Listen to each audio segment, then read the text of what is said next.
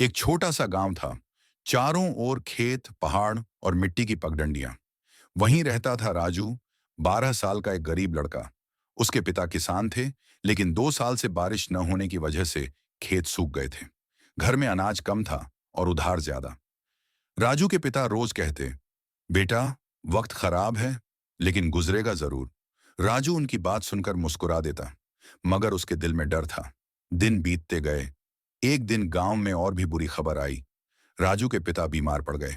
दवा के पैसे नहीं थे। राजू स्कूल छोड़कर काम करने लगा। खेतों में, दुकानों में, जो भी काम मिला। हर शाम वह घर लौटता, थका हुआ, पसीने में भीगा हुआ। माँ मुस्कुराकर कहती, डर मत बेटा, रात चाहे कितनी भी अंधेरी हो, सुबह जरूर होती है। राजू उस वाक्य को अपने दिल में बसा लेता। एक रात की कहानी। एक रात बहुत जोर से तूफान आया। छत टपक रही थी। चारों ओर अंधेरा और ठंड थी। राजू अपनी बीमार मां के पास बैठा था और आसमान की तरफ देख रहा था। उसने बुदबुदाया, कब आएगी वो सुबह जिसके बारे में मां हमेशा कहती हैं।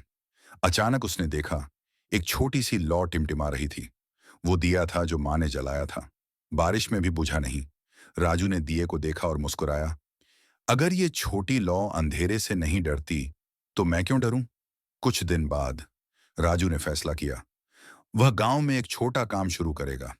उसने अपने दोस्त के साथ सब्जियां बेचनी शुरू की।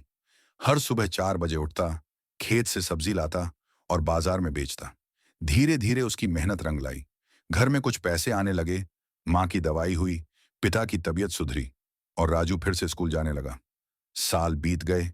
कई सालों बाद वही राजू गांव का सबसे मेहनती युवक बना। उसने अपने खेतों को हरा भरा कर दिया। अब लोग कहते, राजू, तेरा तो सितारा चमक गया।